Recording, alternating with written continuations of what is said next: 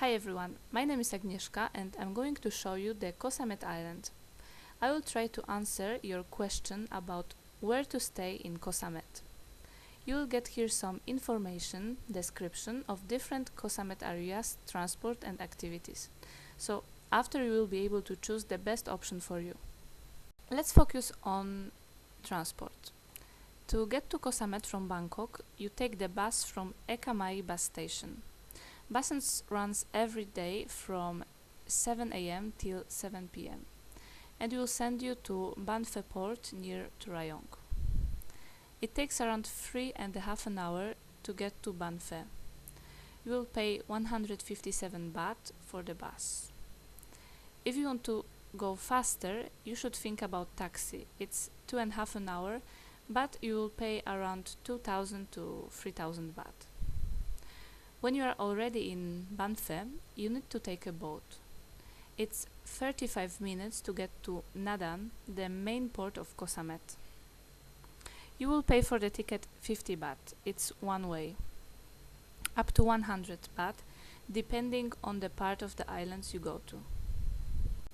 Boat to Nadar Pier goes from 8 a.m. to 6 p.m.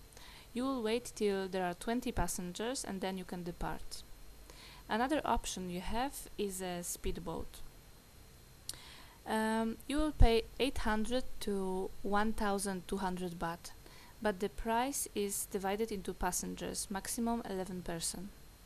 After arriving in Nadan Pier, the taxi takes you, free of charge, to the entrance of a national park. The entrance fee you were charged before while buying the ticket for a boat. It's 200 baht, like in all national parks in Thailand. In this area, I mean the entrance of the national park, you will find different shops and services, like 7-Eleven, ATM or chemist. You can also buy fruits and vegetables here. If you think about doing shopping, do it here. Shops in other areas and prices are much higher. I'm going to describe you now different areas of the island, which will give you a better idea of what you can expect when you get to Samet. And I hope it will help you to find the area which is just for you. Remember that all areas mentioned here can be reached both by boat or by speedboat. So, Area 1. This is a beach of Hat Sai Kaef, very touristic place and the longest beach of the island. It's 1 kilometer long. Hotels are situated very close to each other, just by the beach, which leaves no space and force you to cross all these terraces anytime you want to go somewhere.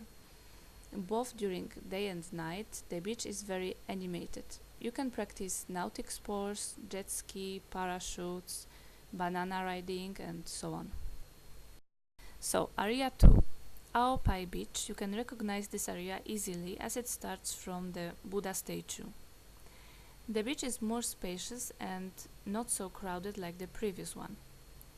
If you plan to get there from Nadan Pier and you have lots of luggage, we recommend you to take a taxi. It's 200 baht and the price is divided into passengers. What's interesting about this place is Thai boxing fights on Friday nights. It's near to the Buddha statue. The rink is in the middle of cozy bar and the atmosphere is very nice. On Ao Pai Beach you will find a discotheque as well, which makes a lot of noise and the music is heard from even 100 meters. Take it into consideration if you plan to stay more than 2 or 3 nights. Let's continue to the area number 3. Ao Nuan Beach, it's our favorite one. If you look for a quiet and peaceful place, it's just right for you. It's located in a 5-minute walking distance from the previous beach, and there is a small path that goes through a rocky hill, so if you have walking problems, it may be hard for you to get there. Ao Nuan is outside of noise and any animation, only with some bungalows around, so it's really peaceful. Let's move to area number 4. It's Ao Sho Beach. It's a medium beach which has a bridge in the middle for boats and ferries that arrives many times. this area has a standard accommodation. Area number 5 is Ao Wong Duen and Ao Tian Beach. This is the second biggest beach on the island. The same like in Area 1, you have a possibility here to do some nautic sports. The accommodation you will find here is from a standard to higher type. In Ao Tian Beach, more on the south, you will find a very rocky area and also very good place for snorkeling. Area number 6, the Ao Wai Beach. This place is in the short distance from Ao Tian. Characteristic here are coconut trees along the beach. This place is not so touristic and the natural atmosphere is preserved. The nearest animation place you will find also on Ao Tian Beach, and the accommodation type is standard here. Area number 7, the Ao Kyu Namok Beach. It's another good place for those who want to be isolated from the crowd and noise. It is possible to see both sunset and sunrise here, so it's incredible. The accommodation type here is only high quality.